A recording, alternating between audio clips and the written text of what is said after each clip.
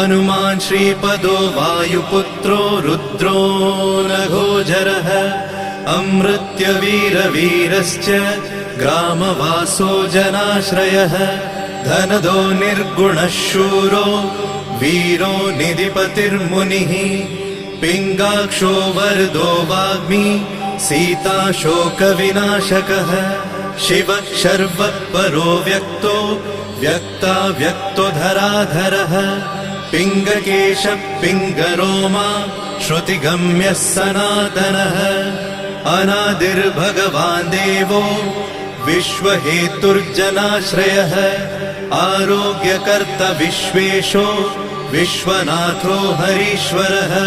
भर्गो रामो रामभक्तः कल्याणप्रकृतिस्थिरः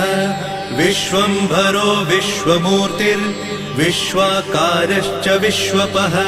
विश्वात्मा विश्वसेव्योऽथ विश्वो विश्वहरो रविः विश्वचेष्टो विश्वगम्यो विश्वध्येयः कलाधरः प्लवङ्गमः कपिश्रेष्ठो ज्येष्ठो विद्यावनेचरः बालो वृद्धो युवा तत्त्वगम्यः सुखो यजः